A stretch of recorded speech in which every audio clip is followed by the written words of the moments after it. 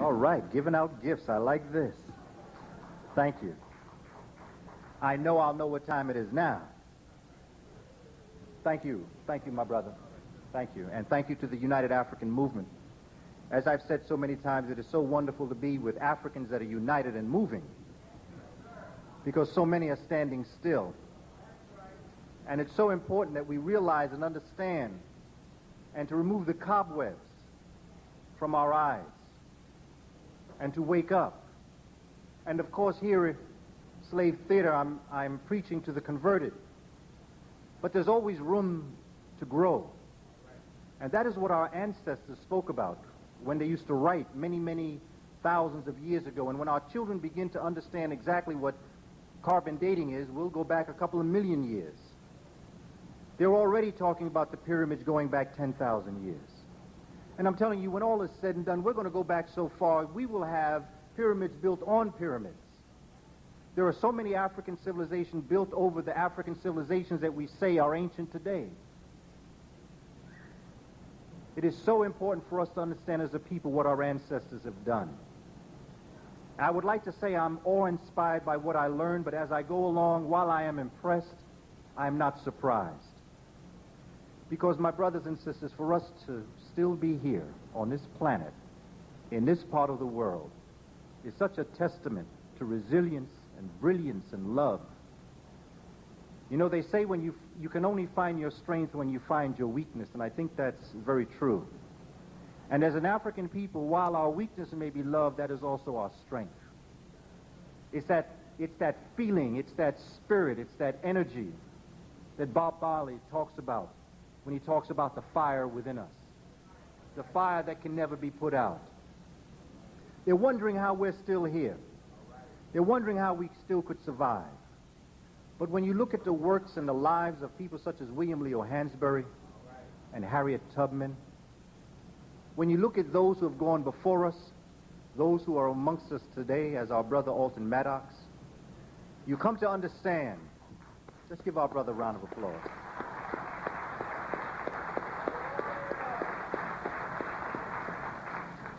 You come to understand that they ain't seen nothing yet. In the research that we have done looking at the Kemetic origins of the universe, it led me to look at the Dogon people of Mali. What a brilliant people they are.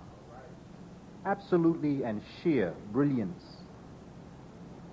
And what was so wonderful about these people is that they weren't the only people. Because in this area you have the Miankara, you have the Bozo, you have the Bambara. You have a number of different civilizations all around this area, but not just that. You have it on the west coast. You have it on the southern coast. You have the Monomotapan Empire of South Africa. You have the Kuba of Central Africa.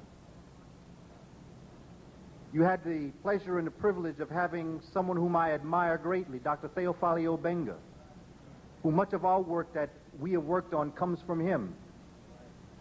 I sat at that brother's feet when he came to CCNY for the first time. Dr. Jeffries and others knew how important his work was to my research, so they let me go up to the Black Studies Department when Dr. Theophile Obenga came for the first time that I knew of. And we sat for a half an hour and we began to talk and compare notes, and in his English and in my partial French, we came to understand that everything that Einstein ever represented had already been known amongst African folk thousands of years ago. Einstein died saying he was looking for something that already existed in the Kemetic origins of the waters of Nun. The Dogon people are so heavy.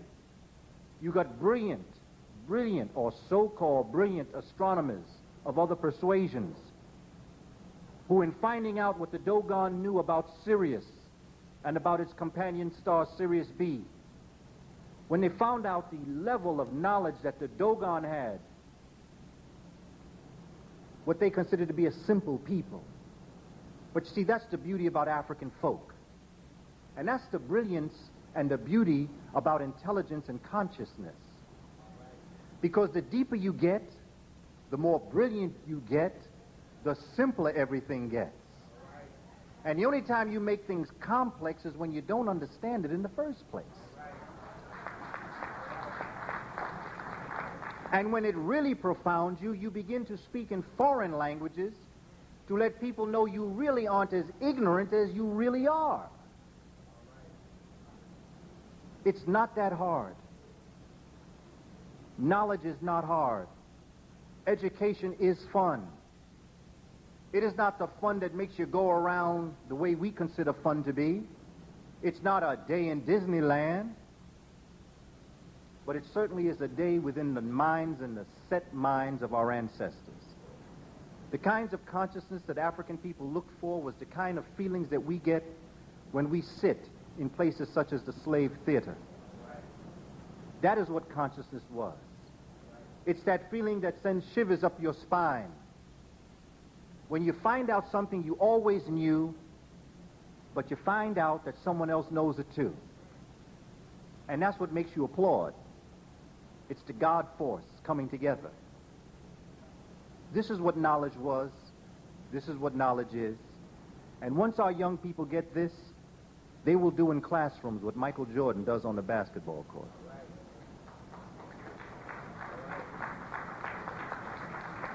On Tuesdays and Wednesdays and Thursdays, I spend my time in schools in the Bronx. And I teach this to our children. And I monitor their progress. And I look at what they do and what they feel and the things that they say to me. I would like to say that it's me because my ego comes in sometimes, but I'm telling you it's the information. Our children are finding out about themselves. I have had children in classrooms that forget the bell rang for lunch. Now, when that happens, you know something's up. I have children who have said that when they find this information out, they look at everything differently. They hold everybody accountable for being intelligent. Because if you are my teacher and you getting paid, well, you better be putting something down on me. When I know something you don't know, then maybe we need to switch places and you need to give me your paycheck. This information is very real. This information is very exhaustive also. And it is because of that this evening's presentation, while it is independent in and of itself, it will also be directly related to another presentation that I will be giving on March 16th at First World Alliance. There is just too much information, and I did not want to come before you and present this in such an abbreviated form that you didn't get the full flavor of some of the things that I have found out about our ancestors. At the same time, I did not want to spend hours and hours developing knowledge without giving you a break to think about it. Because you need time to think about some of this, because this is awe-inspiring. Our ancestors were a very brilliant people, but what makes them so wonderful is that they were simple. And simple in a sense, not the simple in the English language. I always think of Malcolm when he talks about English as being a language of liars. And it is. English is a kind of language that you can say something and not mean a word you say. And sometimes on purpose, and other times you just can't help it. Because if I use the word borough with you, you wouldn't know if I meant to borrow a hole, the borough of Brooklyn, or the animal that's a borough. You can't help but lie when you use the word borough. But you must know the context in which I'm speaking to understand. In Africa, you wouldn't have one sound with three meanings. But you could have the reverse. You could have the sound differ with three meanings. And that was the birth of the talking drum. We are a tonal people. Am I right? We say that's bad. But if I say to you that's bad, there's a difference between bad and bad. And when my body gets into it, it's badder than bad. That's the metaphor. And that's why I respect our young people so much, because they're vibing on the metaphor. Yes, I'm kind of concerned about some of the things I hear in rap music, but I'm more concerned about the society that has created conditions to have our young people speak that way. Because I've never heard a word Luther Campbell has said that I have not heard an adult speak. It's like a tape recorder. How are you going to speak into a tape recorder and our children are the cassette? How can you talk into a tape recorder, play it back, and they get angry at the cassette tape? When you hear our children, that's us. But that's us today. That's us today because we didn't do anything yesterday to make today different. And so what we've got to do is give our young people something to rap about other than what they see. Because there's no word that I've heard that they created. What I have heard is a creative metaphor. And this evening's presentation is going to talk about figurative language. Because if we are to wrestle with this so-called mystery of the African peoples, it is we must learn figurative language. Because our people speak figuratively. It's called amongst the African folk hitting a straight line with a curved stick. It is the ability to say something but vibing on something else to make that understood. So you don't say it directly. That is the Western world. They're very literal. When they say something, that's what they say. But now there's a contradiction in what I just said, because in speaking English, they're lying from the get. So what you say is not what you say. What you say is what you want me to think you said. And therefore, we live in a world of confusion, and we are a simple people with great and magnificent intelligence. So when you're sane in an insane society, the only way you can go is insane. Because you're not going to make what's insane sane. So what do? You break away from the insanity, and you create a sane nation. And that's what we must do. And the strength that I come before you with, my beloved slave community, is not what I believe, but what I've seen happen with our young people. Our young people are ready.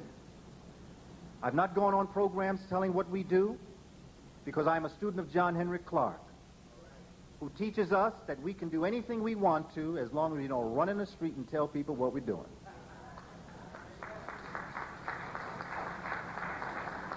You see, that's another part of us. We're so happy that we got something.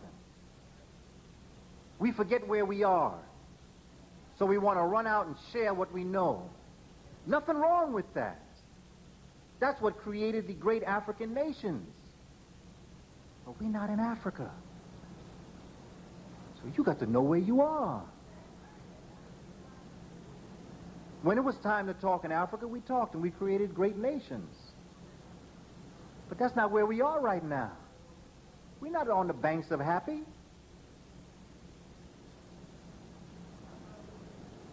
We need to understand what it is we have to do. And we have to support the United African Movement.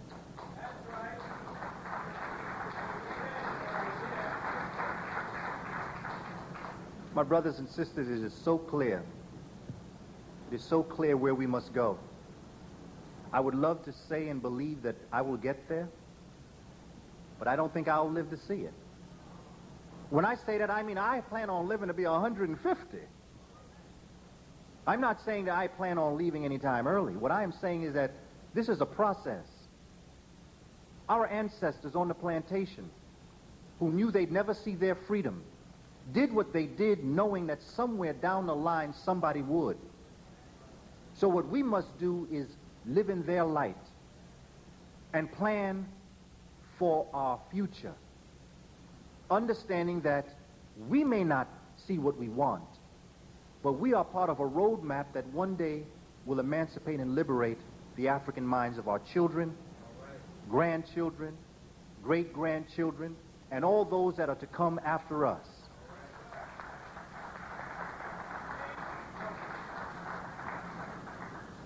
I've been in the New York City public school system since 1979. And every year, what I learn and what I know makes me ever more in the realization that this curriculum that we talk about is real. This is no made-up ethnic cheerleading. Nothing would be more insulting to us as a people to just sit around in a room and cheerlead our ethnic group. That's called dynamic projection. In psychology, dynamic projection is when somebody projects on those whom they wish to oppress their own insecurities and deepest inferiorities. They say we want to ethnic cheerlead because there is no group on the face of this earth that cheerleads their ethnic group more than people of European descent. Freud is the father of psychology. But I have a picture of Freud's desk, and he has every niche or statue of biological psychiatry that existed in the Kemetic mind. So how he the father of psychology when he studied Kemetic psychology? I've often said that people of European descent leave off a phrase, a prepositional phrase, for Europe. Christopher Columbus discovered America for Europe. Freud discovered psychology for Europe.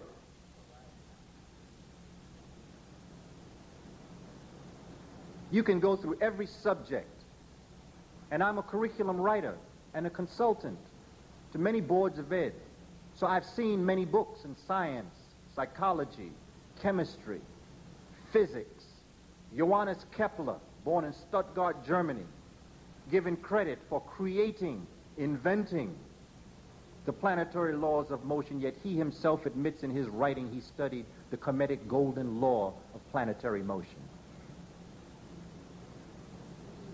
Copernicus admits he studied Kemetic astronomy. In fact, anybody that knows anything in that time of history studied Egypt. Nobody, even Hitler, was a student of Egypt. Napoleon was a student of Egypt. This is not what I say, this is what they said. But what we're suffering under is a sin of omission. Part of it is commission, but a whole bunch of it is omission. It's not what they say, it's what they don't say. When we begin to teach this to our young people, and as we develop our presentation for this evening, brothers and sisters, you're going to understand that when our young people get this information, people in the Western world will be left behind by quantum leap, because they will not have the intelligence to be able to test our children, because they won't even understand what our children are talking about. By a quantum leap. You can understand why Jackie Robinson wasn't allowed in sports.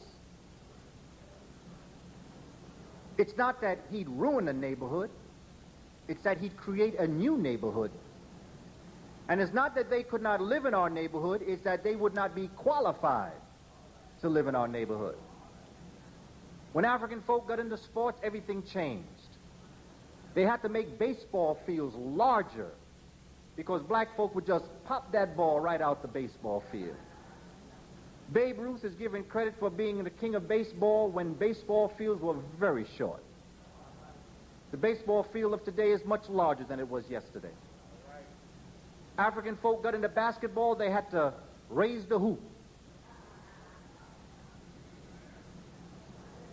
Black folk perfected the two-point shot so well, they had to create three-point. People say, well, what's next? Well, what's next is both. Because he's not just good in one sport, he's good in all sports. Well, that same greatness in sports, that same greatness in entertainment exists because that's the only place they've allowed us to use our melanin. When we use our melanin in our minds, we will take knowledge to a level that they never even guessed. But they always feared. And this time is now. What the Dogon, what the Kemites, what the Bambara, what the Bozo were doing in Africa, the civilizations that they created, were things that brought fear into the hearts of those that came, jealousy.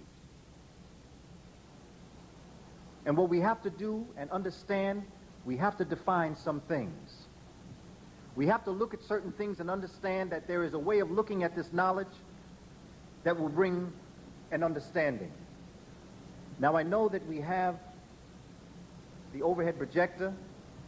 I would like to use that, but in our center we just got the overhead projector and I'm learning how to use it.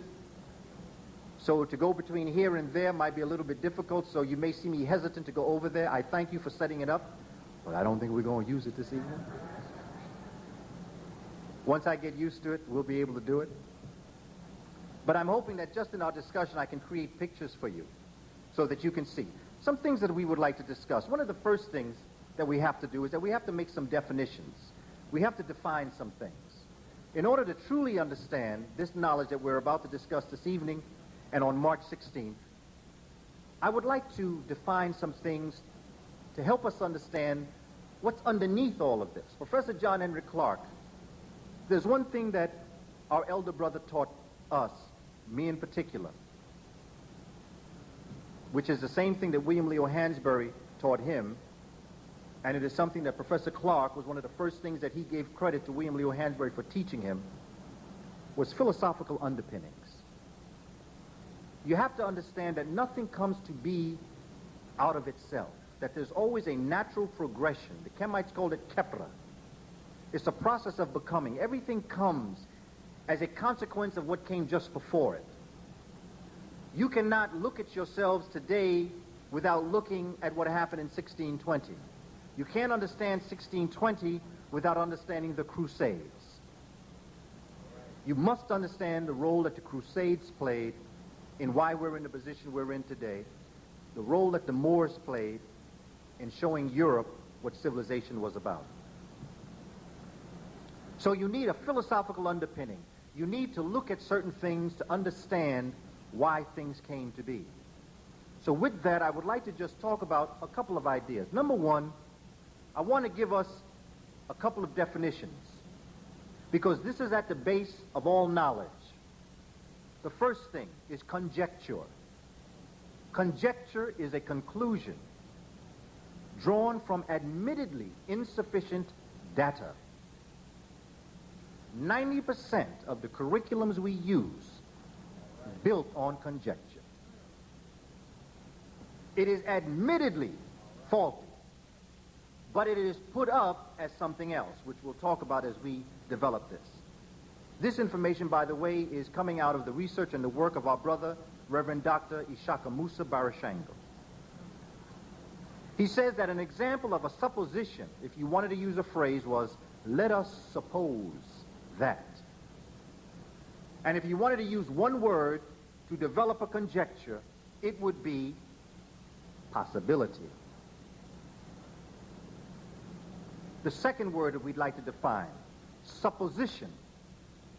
Supposition is an assumption with less assurance than an hypothesis.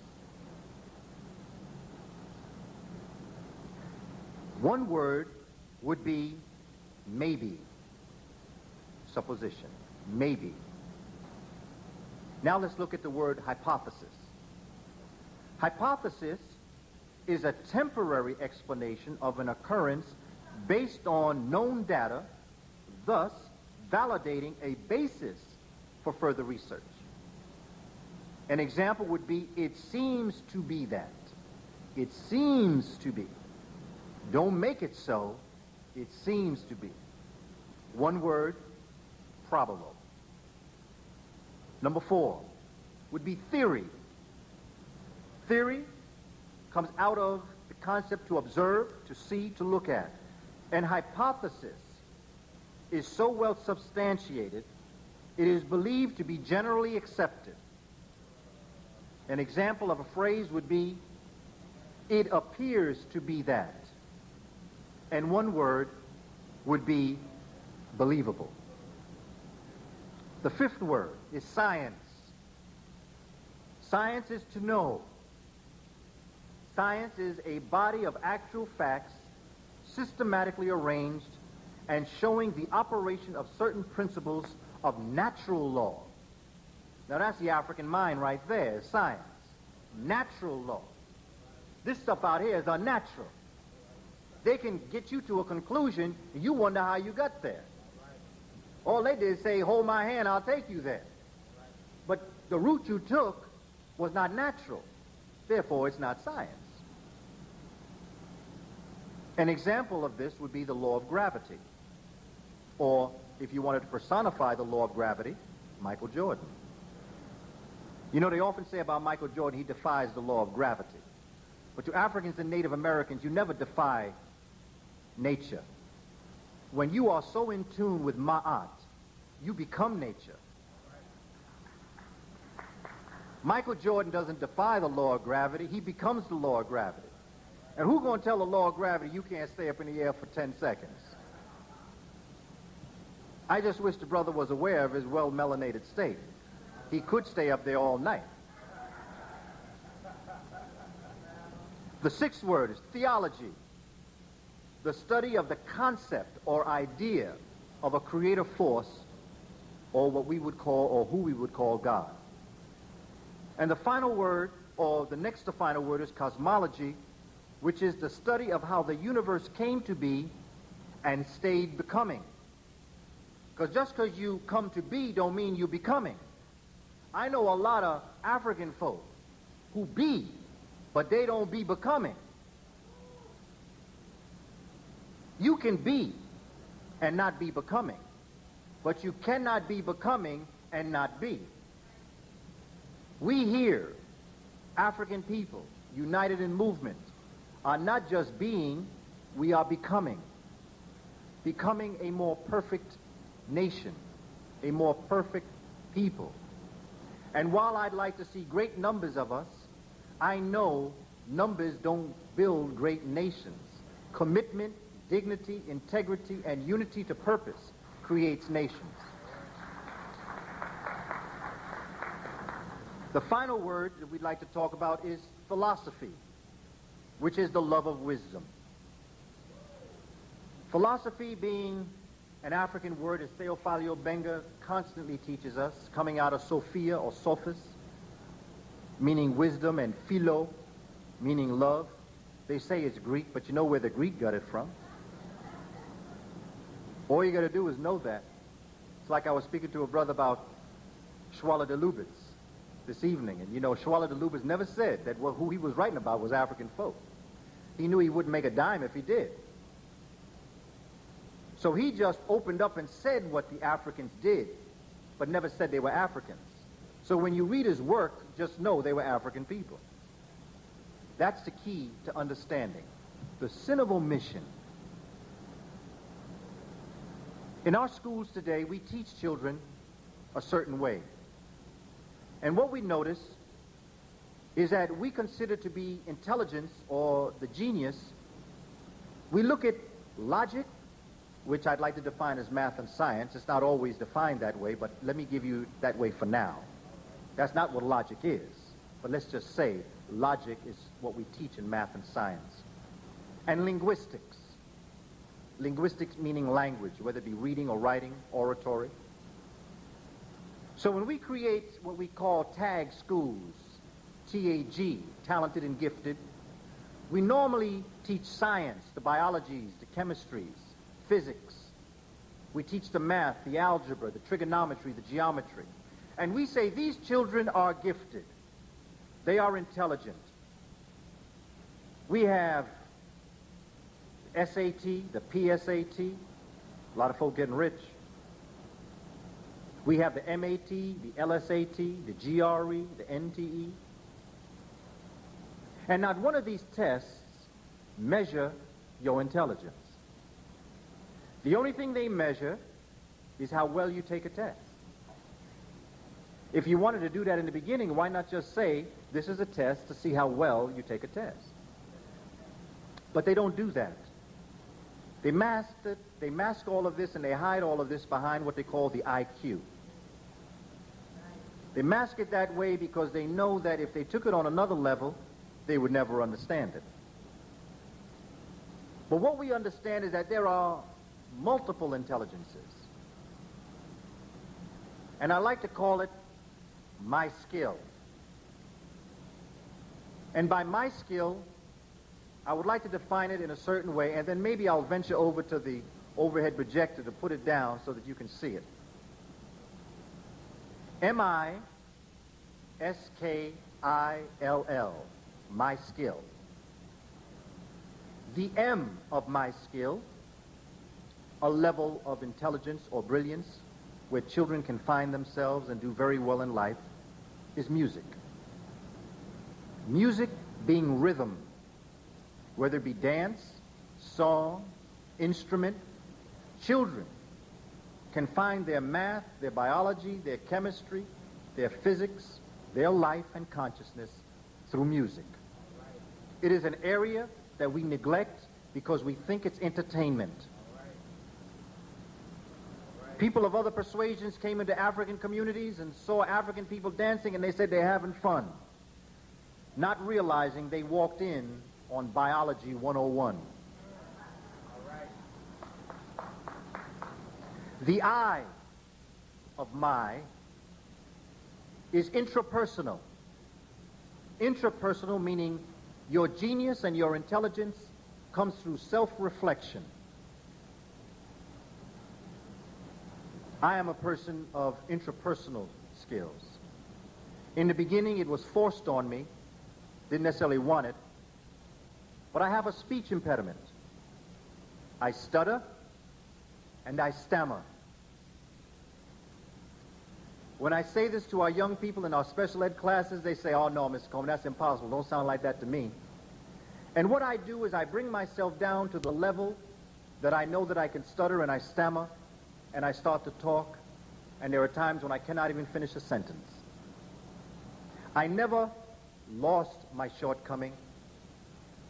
I merely overcame and learned how to deal with it. There's a brother I used to know growing up. He had a limp. Brother used to walk like this.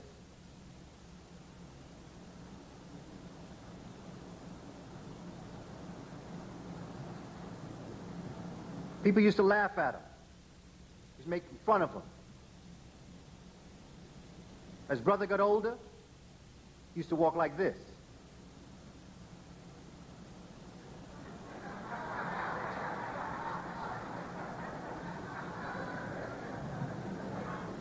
Whole bunch of folk checking out brother man, kind of liked the way he walked, and all of a sudden you'd see brother man walking down the street and here's all the buddies.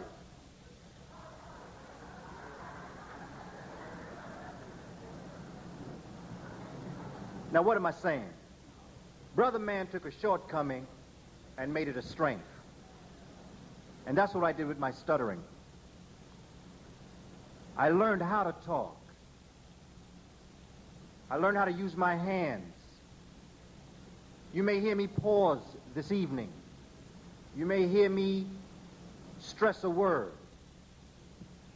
That is because I know if I don't, I'll stutter.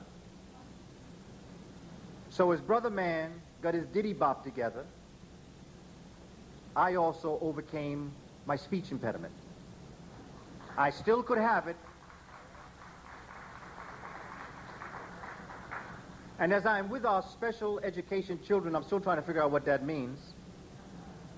But I need to come back and do a whole session on that. There's an appreciation that occurs that I have for them because I know that if someone had told me when I was a young boy that I would be before you, I would never have believed them.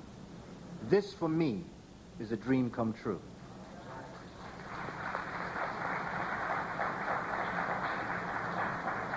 But you know, there's nobody in this room that doesn't have his or her shortcoming.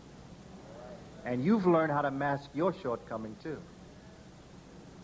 I only speak about it to bring it to the fore to help you understand what our children in special ed are facing. They are brilliant and they are intelligent, and the creative force has endowed them with a unique gift. And it is our job to find that unique gift, not tell them what it is, but allow them to find it through their own life's journey, and allow them to develop that unique gift in order for them to give it back to our nation, to create the kinds of nations we had when we lived amongst ourselves. The S of skill, the intelligence, spatial, it's the visual. There's something called the magic eye. It's a photograph, a picture that you look at, and upon looking at it, it looks like colors and looks like a wonderful design. But upon closer inspection, but more importantly, upon focusing in the picture, you come to realize that there is a formed picture within that picture. Some magic eye pictures have pyramids.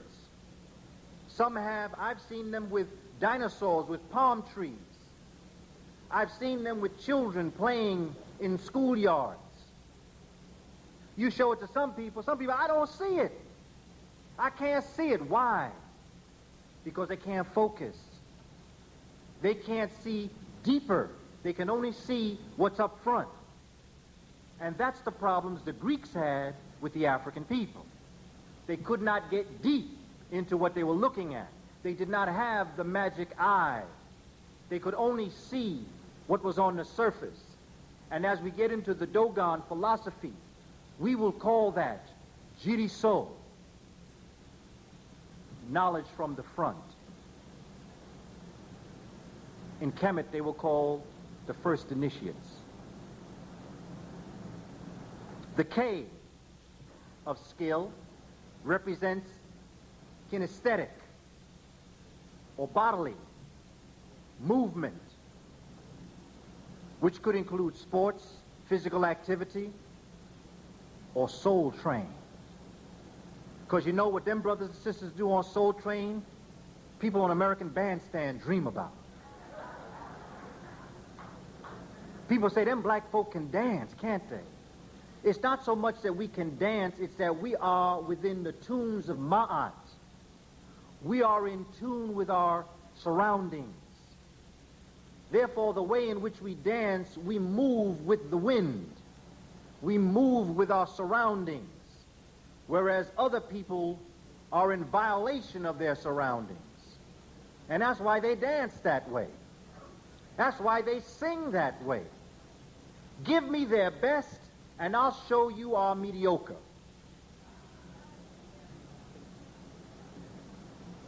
They say it's in the genes. It's in melanin. And melanin is in the gene. And melanin is what brought DNA into place.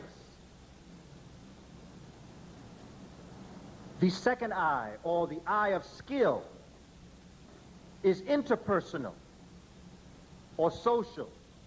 That's the politician. They can be the most ignorant people on earth, but they know how to be social. They know how to use the English language. They know how to lie. But nevertheless, interpersonal is also an area of genius. Because there are also many people who are very good at social and are brilliant in other areas too. We now come down to the two L's. These two L's are the L's. Now, I've already given you 5 areas of brilliance and intelligence where our children and we as a people can do well. Here's where we're always tested. The first L is logic, as we defined it as math and science, and the second is linguistics, which is verbal. Now look at all that preceded those two. And I'm saying that Africans sought to master all 7 intelligences. They were good at it all. The priests and the priestesses of Africa wanted to become the highest form of living entity that they could. In African philosophy, which is the basis for religion, they never taught that God was outside of you or God was inside of you. They taught you that you were God. Now there's a big difference. Because if we love God as we say we love God, we would not do to ourselves or the other gods on earth what we do, by the nature of what we say. So their life's mission was to act as God would on earth, in the hope that if they did it so well on earth, they would inherit the kingdom of that God upon transcendence. The way in which they presented this information was in figurative language. Now, figurative language is very important to understand because it is at the basis of the way in which we talk to one another, the way in which we deal with one another, the way in which we study and learn and do well. Let's look at figurative language. Let's look at the metaphor and the simile, because that's what hip-hop is about the metaphor and the simile. I know there are words that you don't like. There are words that I do not like. But go beyond what they say and look at the concept they're conjuring up. I've heard too many rappers say, don't take me literally. Listen and look at what I'm saying. And if you want to find a way to do it, when you listen to Luther Campbell, when you listen to those songs that send shivers up your spine, draw a picture of what you think he's saying, or she. Then you will understand from a metaphorical perspective what's being said. Metaphors and similes create rich, exciting images that convey the author's purpose and why they are even writing. They convey this purpose quickly. The challenge to us is to use our imaginations when we read them. You must try to visualize similes and metaphors. A simile, for instance, is a comparison of two things using the words like or as. For instance, she slept like a rock. Now, you could have said she was in a deep sleep, but the image that's conjured up by a rock and then giving that personality to a person, she slept like a rock. Or you might say his legs felt like rubber bands. The concept of a rubber band being so elastic, and sometimes when we are faltering, when we're about to pass out, you could say that he was wavering, but to say someone's legs was like rubber bands creates an image of someone's legs just shaking like a rubber band. The ants, this is the one that children like. The ants were as thick as a carpet. Children say, that's like my house. They're so honest. Let me tell you something. If their mothers and fathers were in the house, they have a heart attack. The ants were thick as a carpet. Now, I mean, you can imagine, think of a carpet, and think of ants just on the floor. That simile creates a picture to help you understand what's being said. Metaphor. A metaphor is a comparison that states or implies its meanings rather than using the words like or as. His face was an open book. The puppy was a limp noodle.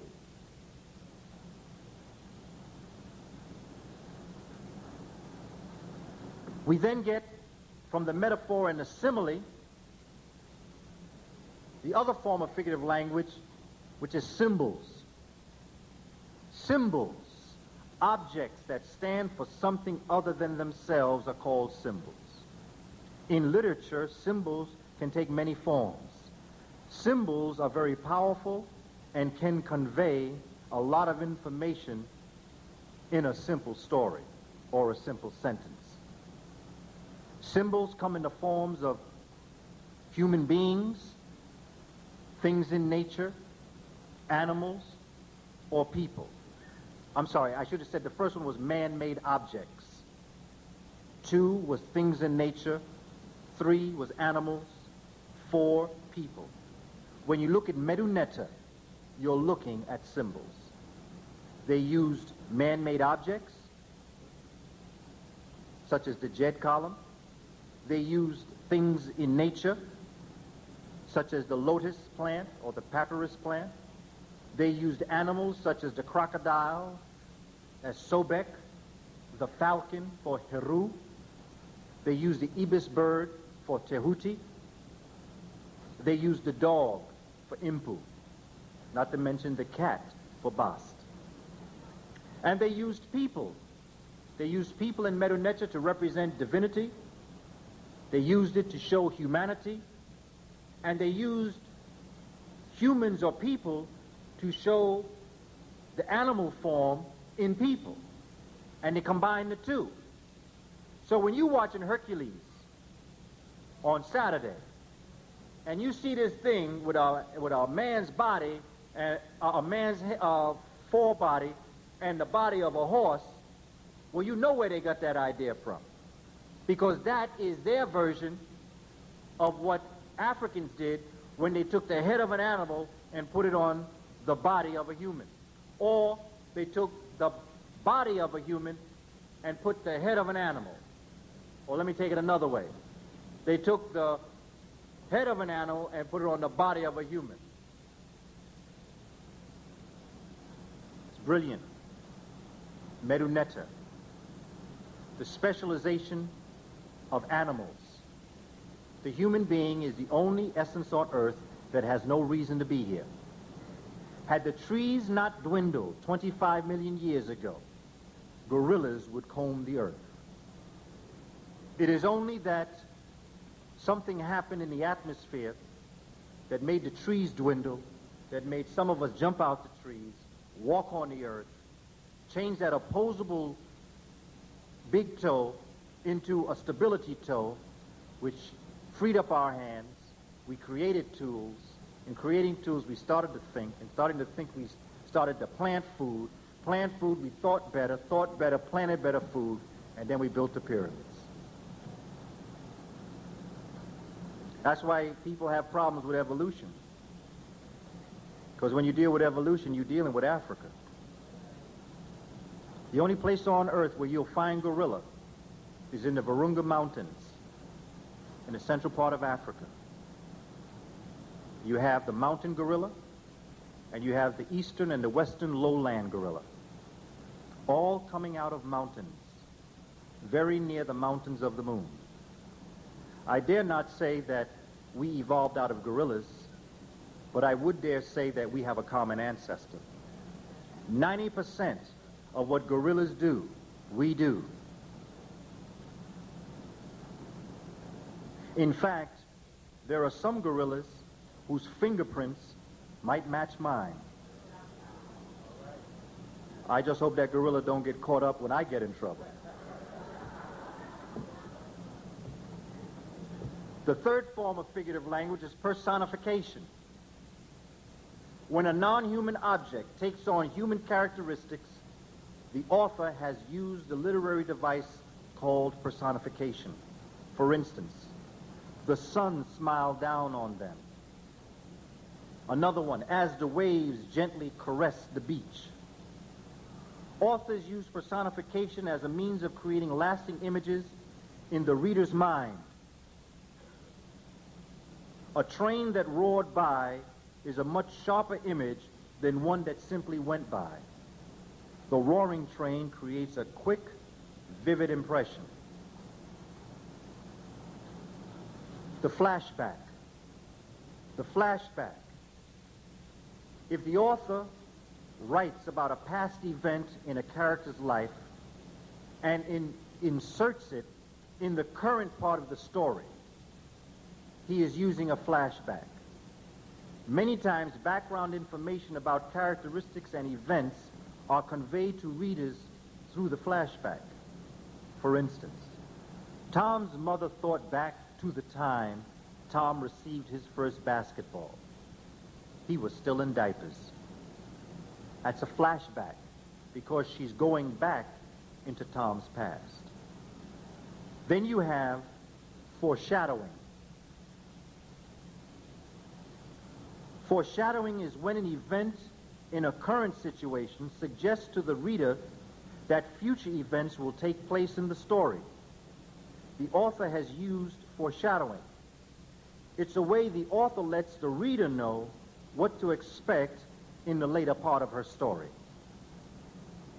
For example, but no one who saw him play high school basketball imagined the great NBA player he would become. That is foreshadowing. Now, why is this important? This is important, my brothers and sisters, because these are some of the forms that we as African people use in displaying our intelligence, the way in which we write, the way in which we talk. It is not that we do not talk and act and think in the literal, in the linear, but we tend to allow ourselves to go into the circuitous or the circular way or the form of writing and thinking. We are linear, but we are circuitous. And it is important that as we begin to develop our consciousness, that we begin to tap in to these kinds of ideas. When we are with our children, whether they be classroom or our children or our friends' children, we need to look at the 7 basic intelligences, and there are other ways you can say this. There are other ways you could say music and interpersonal, spatial, but I use this just so we can focus on something. How many times have we ever asked our children in math class to draw something? How many times do we actually ever ask them to use other parts of their intelligence other than just filling in the blanks, multiple choice, or writing essays? It's important that when we begin to talk to our children, that we look at figurative language, and that we understand that much of what they say, and we say, we're not actually saying that. It's like when we say, well, you know what I mean. Well, obviously, you must have used figurative language, because if you had said it very linearly or straightforward, you wouldn't have to say, you know what I mean, because you would have been obvious. So when you're not obvious, you use figurative language. You use it in another way. And this is what the texts in Africa did. This is what our ancestors did when they wrote the Memphite text, the Shabaka Stone, the pyramid text, the coffin text, the Bremerin papyrus. They said to the sun in the hymn to Aten, they said, you, glorious sun, who bring down your hands of life and bring forward the fruit, the vegetables, and the very sustenance that humans live by. In fact, you have brought us forward and kissed our face with your life. That's personification. That's flashback. That's the metaphor. But if you read that, they will make you think that what the Africans were saying was that the sun had a hand that came down and put life on earth in a literal sense. So what we have got to begin to do is to look at this information from a figurative language perspective. The hymn to Aten says, you, the mighty sun, whose eyes pierce through the air to the surface of the ocean and touch the ocean floor. There must have been some scuba divers in Kemet. How can you know that the sun rays touch the ocean floor, lest you yourself have been to the ocean floor to see it for yourself? How can you write that? You can't. How do you even know that there is a floor on the ocean, lest you've been there yourself? The hymn to Aten was a metaphoric text in science. It was a holistic text that said, you, the sun, who are the cause for the differing complexions on earth. Sounds like they knew about melanin to me. Because how do you know what would cause the different complexions if you did not do the scientific laboratorical work necessary to know of the carbon atom? You, the mighty sun, who are the cause for the differing languages on the earth. They must have been to many parts of the earth to know that there were differing languages. So why are we surprised that Africans are in America and in Europe and in Asia? How do you know there are different languages in other lands unless you've been to the other lands to hear those languages? This is what the hymn to Aten talks about. And it is important that as we begin to develop this, that we look at the work of Dr. John Henry Clark, Dr. Theophilus Obenga, Dr. John G. Jackson, Drs. Chancellor Williams, and Sheikh Anta Diop, to understand that there is a cultural unity in Africa. There is a cultural tie that binds African people together, not just on the continent, but in her diaspora. That there is something very common about our brothers and sisters in Palmeiras of Brazil, in the Maroons of Jamaica, of Santeria de Puerto Rico, República Dominicana, of Boudon of the French-speaking islands, and in amongst the Baptists in Georgia.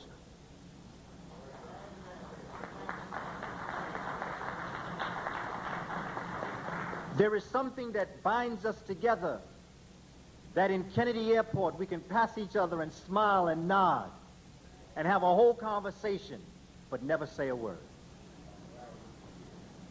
You know we can do that. That's part of the genes. It's in the genes. It's in us. And what the glorious thing about Medunetta is that Medunetta was a pictographic language, which no matter what vocal language you spoke, if you understand the context or the concepts in Medunetta, you then would understand what everybody was speaking. Let me give you an example. Let's go back to Kennedy Airport. And let's look at a door. And beside the door, there's a picture of a man. No matter what country you come from around the world, you know if you're a man, you can go in there and not get arrested. Now you have another door with a woman. It doesn't say woman, because out of the 150 languages, you know how many times you'd have to say woman? All you have to do is put a picture there. That is what Medunetta was. Ghostbusters, you got that circle with the line through. It means that whatever's in that circle, you don't do. That's Medunetta. That is where they got it from. No matter what language you speak, if you get on a bus and in that circle it has a cigarette, it has food, it has a radio, you know that's what you can't do. You may speak a different language. Maybe everybody on the bus may speak a different language, but everybody on the bus know no smoking, no eating, no radio playing. Medunetta, figurative language. These are the keys to understanding our past. Medunetta is not a mystery. It's a mystery to those who can't figure out the language. There's no mystery to us. And as we begin to develop and understand and teach our children, we will be able to decipher the words of our ancestors, as Theophilus Obenga has done so well, Sheikh Anta Diop has done so well, our sister Raketi Wimby is doing so well, Roosevelt Robinson is doing a magnificent job, Jacob Carruthers, who graced this stage this year, Maulana Karenga. All of these scholars are doing very important work. And once we get our children here, they'll be telling us things they see that we don't see. Because there's a very special relationship between the young and the old.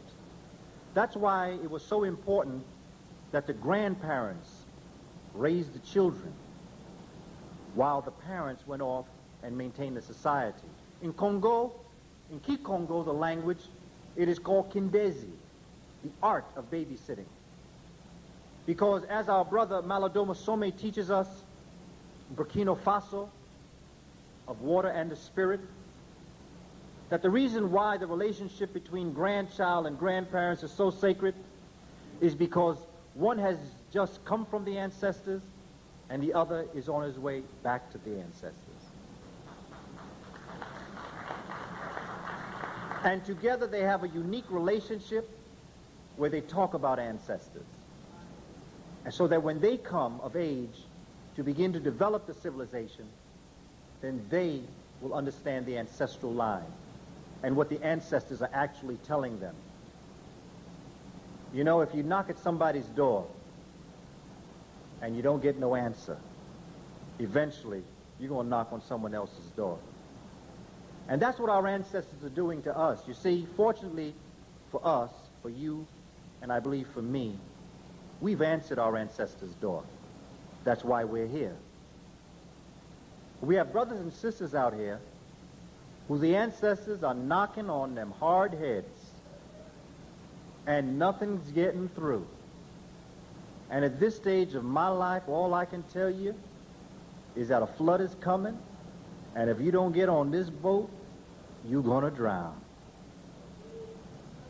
Reminds me of the story of the brother who was standing, and they were told it was going to be a very serious flood. Brother said, don't worry about it, because Amun-Ra is going to save me. The rain started coming, got up to his knees. Somebody came by and said, look now, it's going to be flood. You're going to drown. Blood said, don't worry about it.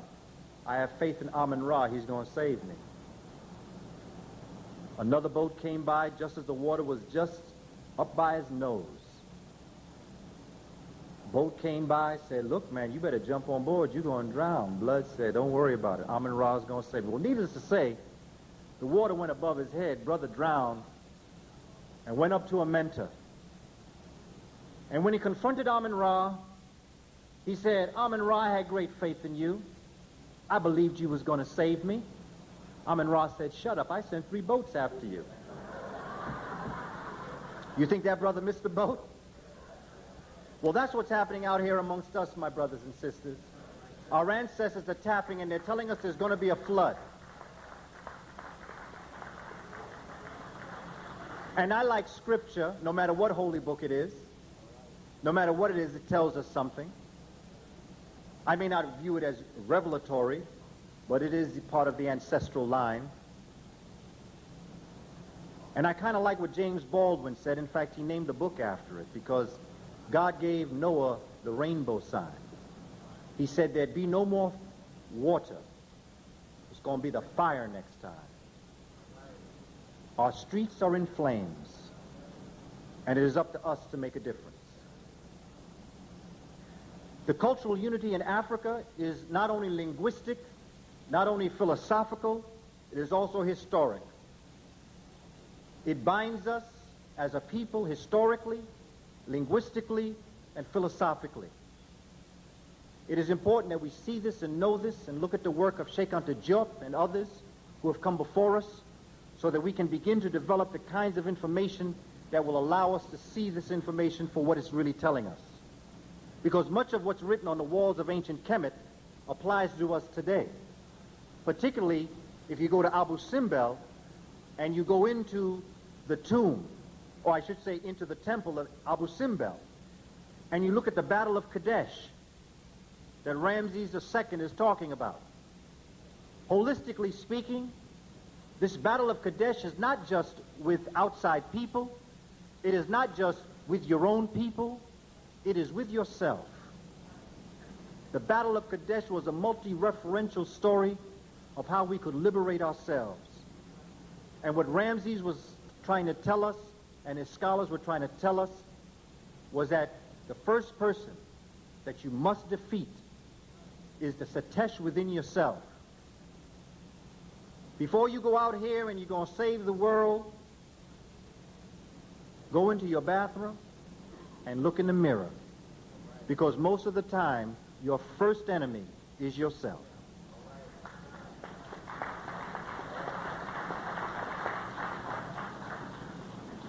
The Shabaka Stone. The Shabaka Stone was written by Pharaoh Shabaka during the 25th dynasty. We could give it dates. I'm kind of afraid to give it dates, but let's give it a date of approximately 710 BC. Approximately. Somewhere around there.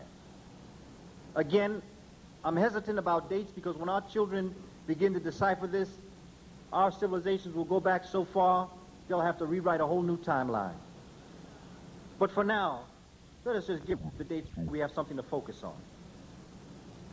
The Shabaka Stone was written, or it was given orders by Pharaoh Shabaka to rewrite the Memphite text when in coming through Kemet, along Happy, they came into Memphis, or what they call Hiku Patah, H-I-K-U, Patah, P-T-A-H. And in Hiku Patah, they came upon a worm-eaten papyrus that told of the beginnings of the universe. And Shabaka was so taken back by this wonderful information. He was taken back by the fact that what was written on that papyrus was as applicable to the 25th dynasty as it was to the early dynasties. He said, we must rewrite this. And what's interesting is that more time elapsed between the Old Kingdom and the 25th dynasty than between the 25th dynasty and today. So if it is applicable then, it's applicable now.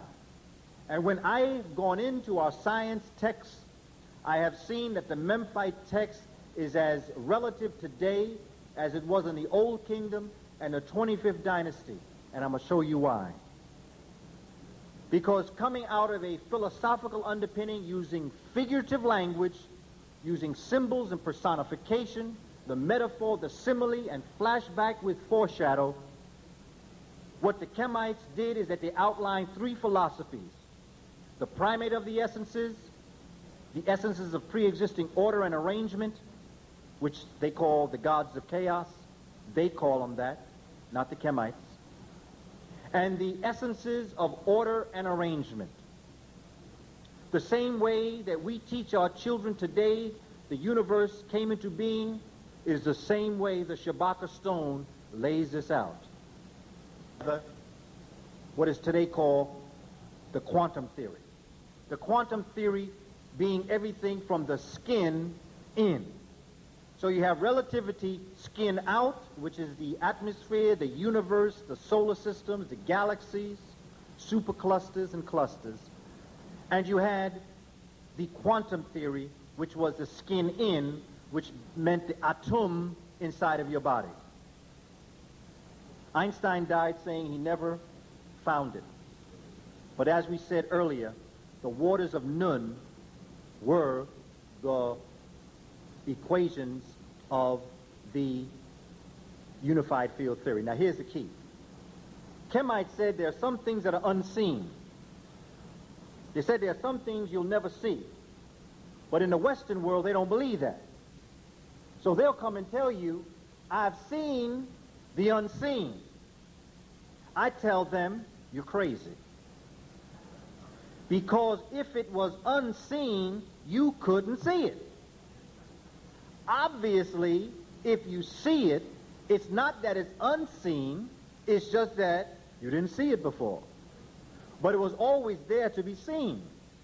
African folks said, there is the unseen, I know I will never see it, therefore I'm not going to try to bring into being a mathematical equation that's going to explain the unseen because I've never seen it and there's no equation that's going to see it, so let's just leave it alone and move on from there. So they said everything and all was in unity in the waters of Nun. And at some point in cosmic history, something occurred which we call the primordial scission, that rising up out of the waters of Nun, there came Patah as a hill. Now what are they saying? Out of the waters of Nun, rising through Patah, sitting atop Patah, came Atum. Now, and Atum named and called everything into being. Now let's go back to Nun, and let's look at what it means on the cosmic level. Nun, on a cosmic level, is the cosmic ocean. It is the hydrogen that makes up our universe. On the earthly level, when they told it from an earthly perspective, Nun represented the primordial waters of the earth. When they spoke about it on a human level, they were talking about matter. Let's go to Patah. On a cosmic level, what Patah represented was spirit. On an earthly level, the hill that rose up out of the waters represented the land that came up out of the primordial oceans. And on the human level, Ptah represented not just a conversion of energy from from potential energy, which is energy at rest, to kinetic energy, energy in motion, but it also was mummified. Now, why is it mummified? Why would Ptah always be looked upon as a mummy? Well, let's look at metamorphosis. And let's look at what happens to the human being. But before we look at the human being, let's look at the butterfly. Butterfly is a greedy little thing. It eats everything. Don't care about nothing but eating. But in its eating, it eats only certain things so that it could spin the proper kind of cocoon that they then will go into, or are already in, but spin the cocoon around them in order to come forward as a butterfly. They literally transcend or transform themselves into an earthbound creature, into a creature that can fly, which is why mummification came to be. Because in mummifying and wrapping the body in the linen, the Kemites were reenacting the animals, particularly the caterpillar that goes into a cocoon, and in a number of days, 3 according to our Christian belief, you resurrect yourself. That's why Jesus the Christ was wrapped in linen, because they were reenacting his Kemetic legacy of mummification.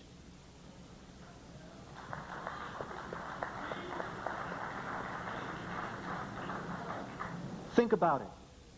Naim Akbar has written a book on metamorphosis of this level. Think about it. See, I always come before the community and I never say you got to believe what I say. It is my job to share the information with you. But the research I've done is so intact to what I'm saying, I know that when you get to the book, you'll come to similar conclusions. Many of you will come to higher conclusions, which I ask for you to share with me, because you can teach me, because this information is so dynamic. I'm very confident. And I'm confident because it makes sense according to Ma'at, a natural law. That's why our children learn this way, because it's natural. Now let's look at Atum. Atum on the cosmic level is the Word. It is that which calls everything and all into being. On the earthly level, Atum is organic life, whether it be chlorophyllin or melanin. And on a human level, Atum represents consciousness. Now what Atum does is he calls 4 pairs into being, and these 4 pairs are very important for 2 reasons.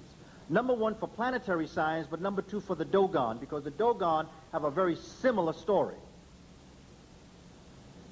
Atum calls into being Nun. Now remember, Nun was in the beginning, but Nun did not know himself.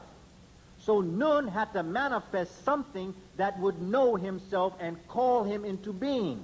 If you look at the holy books, you will see that God was spirit, who had to manifest flesh to know God's self. That's where they got the philosophy that on the spiritual level, the spirit cannot know self. Therefore, it must, in science, it's called coagulate. It must coagulate in order to know itself on a material level, and that's our job as human beings, is our consciousness to the godlike quality. Called Nun, which is water, Nunet, which was space, Ha, which is infinity, Hahet, which is infinity, Kuk, which is darkness, Koket, which is light, Amen, which is the invisible, and Amunet, which is the visible. That which I just gave you, Nun Nunet, Ha Hahet, Kuk Koket, and Amen Amunet, that is the second philosophy, or the essences of pre-existing order and arrangement. At this point in time, the story goes into the third philosophy. This is the Memphite text of the Shabaka Stone, where Atum joins herself to Kepra, and so Kepra becomes Atum Kepra, or the process of becoming, which means that it transcends into another level of consciousness, which brings forward the next four pairs. Again, four pairs.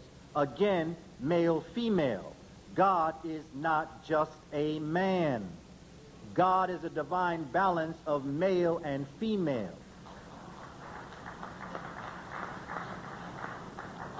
I honestly believe we shall liberate ourselves when we understand that God is not just a man. The cornerstone to the problem of Western civilization is that their man does not know his own mother. And in not knowing his mother, he grows to curse the womb from whence he came. And you cannot amount to anything in life if you ever curse the womb from whence you came. And it is important for us as an African people. We as African males are not talking superiority or inferiority. We are not saying, we are not attempting to put our sisters, our mothers, our aunts, our female on a pedestal. We are merely trying to stand next so that we can move forward. Because if you put the sister on a pedestal, she cannot move forward because she's up on a pedestal. So we got to stand together as men. We've got to understand that we are half women. The depiction of Nun is a man with a breast that is pouring forward nourishment and is pregnant. But it's a man, because the Kemites understood that to be on this earth, you in and of itself are the emanations of God by being the balance of the male and female that brings you forward, and in bringing you forward, you then personify and create the Trinity. So each human being is a Trinity. You are mother, you are father, but you are also the unique combination of mother and father. You are not all mother, you are not all father. You are you, but you still are mother and father. Therefore, you are and have created the original Trinity. These four pairs bring forward the essences of order and arrangement. Bring forward Shu, which is air, Tefnut, which is moisture. Shu, Tefnut bring forward Nut, which is sky, Geb, which is earth. Interesting story is that Shu looks down and sees that Nut and Geb are in a lover's embrace. Shu comes down and separates Nut from Geb, and Nut is pregnant. Now, in many of our stories, we look at Mother Earth, but Geb is a male. Why? Because figuratively speaking, they were not saying that the earth brought forward the human being. It's the sun that brought forward the earth, that shining on the earth brought forward organic life. Therefore, Nut swallows not just the sun at night, but the energy of the sun, translating it into starlight, which is written all over her body. And in the morning at dawn, she brings forward the sun again to create the day, which is a figurative story. Now, if you want to get to the story and look at it literally, you got a fairy tale. But if you look at it figuratively, you've got Astronomy 202. Nut and Geb bring forward Asar, Aset, Nebetet, Setesh. Asar, Aset bring forward Heru. Now, what is so important about this? Now I'm ready to talk about this evening's presentation. I know the hours we keep at the slave. But now you can see why I had to put this into two parts. Because I've got to give you this background information to understand from whence the Dogon came. Because the Dogon themselves claim to have come from the great waters of the East. But not just that, it's so important to understand that the ancient civilizations of Ghana, Mali, Songhai, Mali, the Malinke Empire itself, comprised Senegambia, Burkina Faso, Mali, all these areas. Yet we are told today that with the spread of Islam, they created the University of Timbuktu. Now, people that don't look like the indigenous people going to leave their land to create a great university in a land unknown to them. Why didn't they go back from whence they came? Or why aren't those centers of higher learning there? Why? Because they didn't exist there. It is because in the University of Timbuktu and because in Kemet, that is where the knowledge was.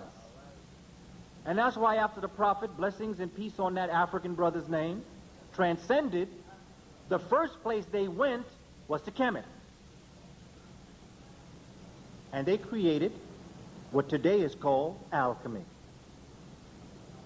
They created it? Oh no, I don't think so. They learned it. And then they taught it to others. That's why you got to understand the Crusades. Because after Africans taught them, the Africans took it into Europe. And then they taught it in Europe. They brought spices from the east from whence they had traveled to Europe. Europeans got hooked on something. Got hooked on sugar. That's why the Crusades occurred. Because they were looking for something in the east.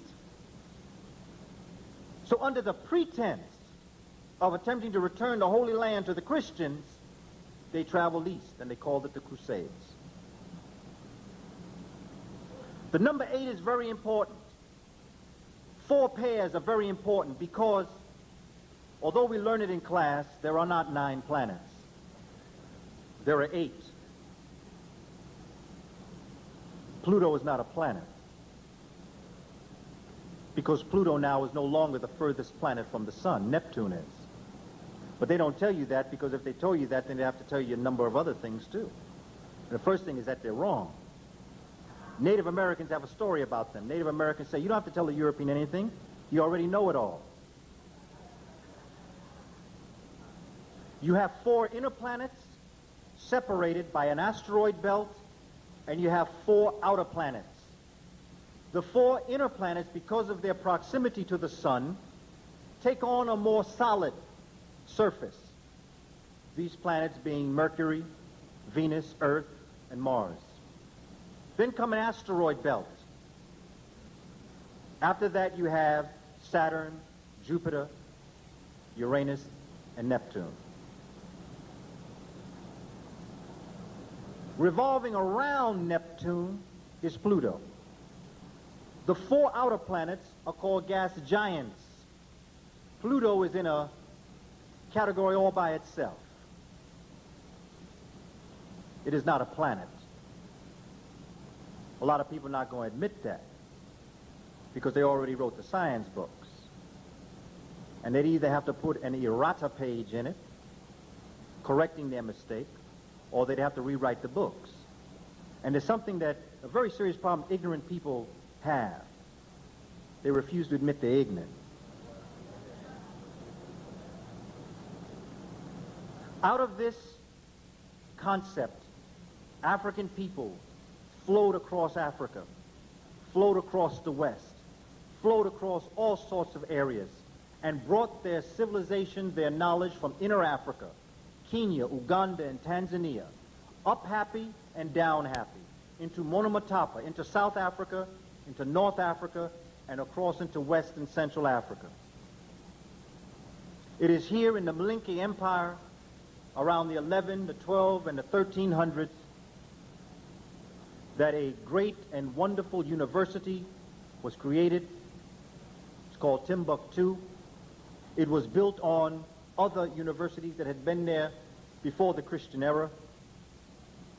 It was here in the Malinke Empire that they passed down from years past this knowledge.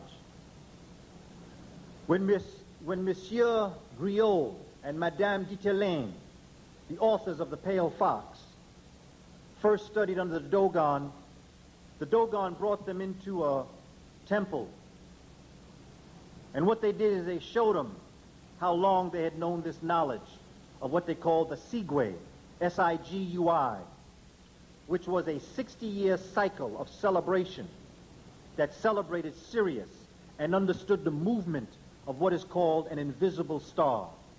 That it wasn't until the 1970s that we actually could see through a photograph. It was first seen in the late 1800s. But the Dogon people knew of this hundreds of years prior. And to celebrate this Sigui, they would create what is known as a Kanaga mask. K-A-N-A-G-A, Kanaga mask. So every 60 years, the Dogon built one mask. In this room where they brought these Europeans, there were 12 masks. If you multiply 12 times 60, you get 720. If you subtract it from 1931, when they got this information, you get 1211. That is how long the Dogon people knew this Sirius star that was invisible to the naked eye, or their naked eye, was. Africans knew this, 1211. But to know it 1211 is only the tip of the iceberg. It's only the fin of the shark. And if you're in the water and you see a fin, you're not worried about the fin, you're worried about what that fin's connected to. When you're in that water on a boat heading towards an iceberg, you're not worried about what you see. You're worried about what's underneath the iceberg. So if 1211 is when they had a mask, the Dogon people would have had to have known this information thousands of years before 1211, just by the nature of the process of intelligence. You don't just wake up one day and know something. You must live it. You must make mistakes living in it, correct those mistakes, and then get it right. That's the process of intellectual growth. So if the Kanaga masks go back 12 seats, 720 years, you know the Dogon celebrated this long before then. The Dogon told a story of no more. No more in Dogon is interchangeable with the word water. Now look how close no more is to nun. Word. What brought word in the water was ama. Ama, atum, amen, amenet. Now mind you, they already said they came from the east of the great waters. Put that aside. Now let's look at the philosophical underpinnings of their story. The Dogon occupy a territory situated at the border between Mali and Burkina Faso. It is near the bend of the vast plains of the Niger River. The Dogon experience 4 months of a rainy season, and they also have a very long dry season. The Dogon live in 4 villages. Their clans or their family lines are broken up into 4. And their entire philosophy is wrapped around what they call twinness, or the concept of male-female. They believe in the 4 elements. There are, of course, as I said, 4 main nations. they have developed a very intricate way of growing 8 different cereal grains. The Dogon basically are farmers, and their agriculture is the basis of their economy. Yet everything that they live in, math and science and every other subject, expresses itself through agriculture. Sirius B. Sirius B is a tiny star that rotates around Sirius A every 50 years. The Dogon call it Kizi-Uzi, K-I-Z-I-U-Z-I, Kizi-Uzi, which means the littlest seed. They have a grain that they call bo. This bo is looked upon like Kizi-Uzi. It is the representation on the agricultural level of Kizi-Uzi, because while it is the smallest grain in their possession, it is the most important, and it is the center of their agricultural life. Just as they believe that Kizi-Uzi is the center of the universe. They believe that Kizi-Uzi, and by the way, we call, in science today, we call Kizi-Uzi a dwarf star. It is a star that is so heavy that a thimbleful weighs 80 tons. Think about it now. You took a thimbleful of the matter of what Sirius B is made of. This matter, by the way, amongst the Dogon is called Sagala, S-A-G-A-L-A. It is so dense, a thimbleful would weigh 80 tons. The Dogon raise domestic animals. Meat is rarely consumed, thank God, except on market day. Fruits are gathered from cultivated and wild trees, honey is collected, and vegetable oils are prepared. But the key to all that we say is to understand how this nation operates. There are approximately 250,000 people that comprise the Dogon nation. The first inhabitants of the region were known as a very short-statured people, which should bring to mind the short-statured people of Central Africa, and they are called Gurumba. But the Dogon call them Tellem, T-E-L-L-E-M, which to me, if you were to look at that word, Tellem, means just that, tell them. Because they are the ones, if anyone can tell them, they can tell them. The Dogon claim to also come and to have derivatives amongst the Mande people. This region extends from the west of Bamako, which is the site of the ancient Mandingo Empire of Keiti, which is also called Mali. It dominated a great part of West Africa in the 13th century. But more importantly than that, look at the Dogon and remember what I said about the nations of the Malinki Empire, and you will see that the Mandingo, the Bambara, the Bozo, the Makin, and the Fulbe people were all organized under Sundiata.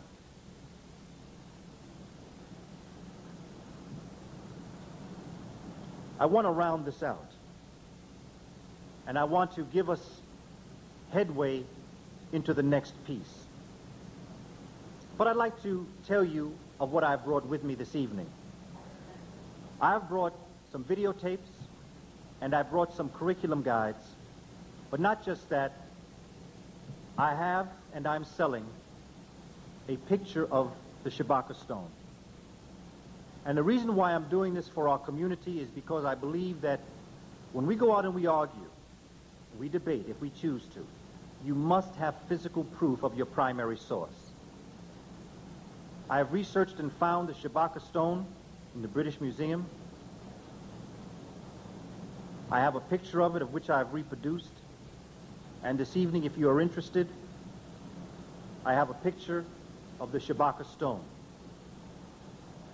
It is important to know it, to see it, to be able to read it, and to know how it is comprised. It is important for you to know that this exists. That when you're discussing it, that you know it's here. That you can take it out and show somebody, this is my primary source. Along with that, I have an onx. Call it the onk clip. The onk clip can be used as a money clip or a tie clip. But it came to be one day I was reading Essence magazine, and I became very concerned about what I saw. I saw Elizabeth Taylor selling our culture. And I said to myself, we can do that. I brought together an African graphic artist, sister by the name of Rashida Imam Brown, and I brought together twin brothers, Dwayne and Wayne Reese, who put together the concept of this, and we commissioned 200. We have some left. I don't sell them to everybody. I sell them only to us, because I think only us know what to do with it. Brothers and sisters, let me tell you something. You might wonder why I'm doing it now as opposed to Kwanzaa, but it came to me as a Kwanzaa idea. And it came to me as a Kwanzaa idea because I don't mean to send a bad word out, because I'm the first one for cooperative economics. I spend my money with my people. And I let people know I look for my people, you know what I'm saying? And when I start a business, as I did with this Ankh, I look for my people. I'm not shy nor ashamed to say it, because I'm selfish for survival. But what I saw happening down at Jacob Javits, from the moment I gave someone that didn't look like me my money, I knew we was in trouble. I have nothing against what happened there, but call it Black Christmas. Don't call it Kwanzaa Expo, because that's not Kwanzaa. The reason why I'm selling these Ankhs now is because I am hoping that in the idea of Kwanzaa, that they become something that you will cherish, that you will find to be important, that you will want to hand down to your descendants.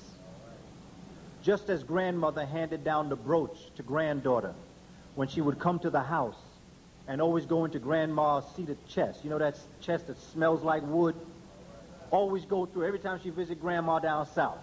Just say, Grandma, I won't go to the chest. You go take out grandma's old clothes and her hats. But this one brooch was something very special.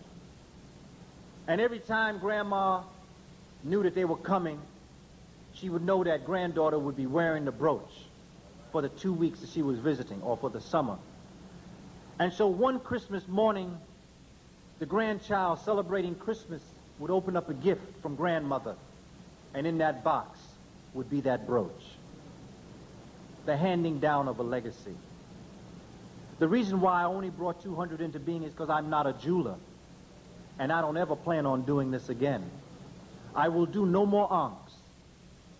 That is a guarantee. That is why with every Ankh, we have a number of things.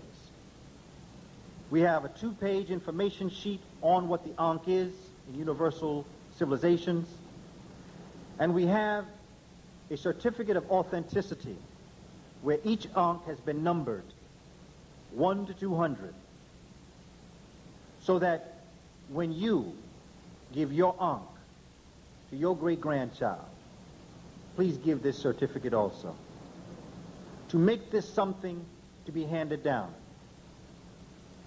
The price is $35. The reason why it is the price that it is because I wanted to make it affordable to the community. So many times we do wonderful things, but we charge $500. I was selling the Ankhs at one point for $54, and I was giving a presentation, and a mother came to me with a child and said, you know, I really would like one of my Ankhs for this child, but I just can't afford $54. I said, well, my sister, how much can you afford? She said, well, I could afford $35. So at that moment in time, I changed the price from $54 to $35. For our community, not for those who have, but for those who might not have that much, but are willing to spend a collected amount of money on something that they hold to be valuable. It is important that as we develop our psyche, we develop our minds, we develop all those things that are so important to us, that we develop a gradation of intelligence. In closing, I would like to talk about these levels of intelligence. When young African children in the Dogon nation first came before the master teacher, they learned what is called Jiriso. Jiriso is the emanation of Amma. Remember, Amma is the word. Is the emanation of Amma from the front. It is the word on the front. It is the word of the instructor. It is the perceptual. It is the unconscious. Because our children in many ways are unconscious of their consciousness.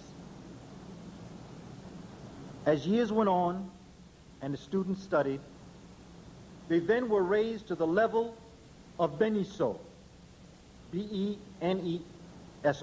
Beniso. Beniso is the word on the sides, which become the protector words, the words of protection, which after you get the words from the front, you get the words on the side, the confidence of knowledge.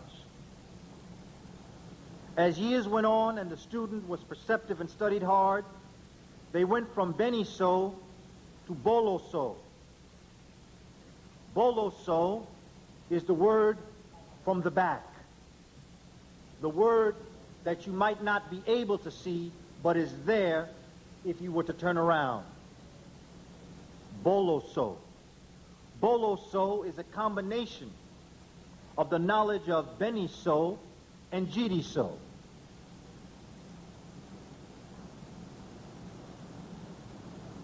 Now when you got heavy, when you became of age, the Kemites would have called them the sons and daughters of light. You were said to become part of So, Dai. So, S-O, Dai, D-A-Y-I. So, Dai represented the word from the inside, the word of the spirit, the word of intuition, the word of mother wit, the word of cosmic consciousness, the word that Martin Luther King spoke on April 3rd, 1968.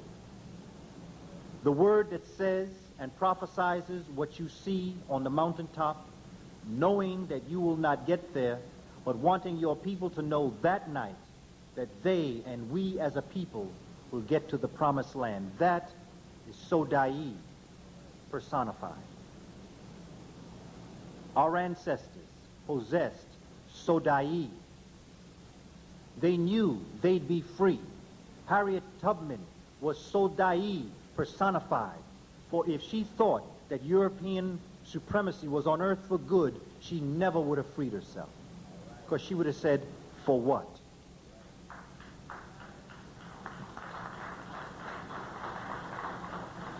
As we are in our communities, my brothers and sisters, and as we see so many terrible things that I know we see, I want you to let the spirit of Harriet embrace you and to kiss your face, to let you know that if that sister could do it then, who are we to complain now? That sister, frail in morphology, giving in sometimes to fainting spells, unannounced. I hear people say in Harlem, I'm going to take a cab to 135th Street. They're on 125th Street, they're tired. You want your freedom? Look at Harriet. She walked from south to north. That sister wanted to be free. There were no cabs. There were no trains for her. And at the point that Sister found her way up to the north, I would have said, Sister Harriet, you've done well. Rest yourself. She said, hush up, child, I'm going back south. Sister picked herself back up, frail in nature, given to fainting spells, not knowing when she would pass out, knowing that there was a price on her head. She was really willing to return to the south over 16 times. Had the sister done it once, I would have said that was great. Had she just freed herself, I would have said that's a miracle. Sister did it 16 times and freed over 300 African folk. So, that's for Harriet. So when I'm tired, or I think I'm tired, Harriet comes and shakes my shoulder and says, child, if I could do it then, hush your mouth now. Get up and do what you have to do. No matter what it looks like out there. If Harriet Tubman thought that her conditions were permanent, she would never have left. Too many people use the excuse that you're not going to make a difference. Who are you as one person? Who was Harriet as one person? Look at what she did. Look at what William Leo Hansberry did. Look at what he was able to do in the area of education for our people. He stood alone when some of the finest minds in America, African included, tried to tear him down. But the brother stood fast against the winds of ignorance. Because brother knew that if one tells truth and a million tells lie, the one is in the majority. So we've got to pick up this knowledge and take it forward. On March 16th, First World Alliance, 141st Street and St. Nicholas Avenue, we will have fellowship with the African community, and we will be doing part 2 of this unity of African philosophy as expressed by Dogon culture.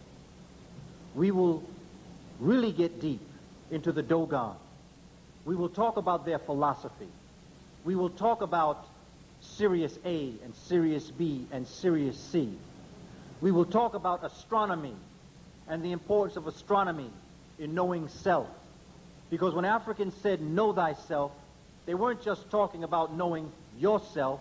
They were saying to know yourself in relationship to everything else that exists in the cosmos.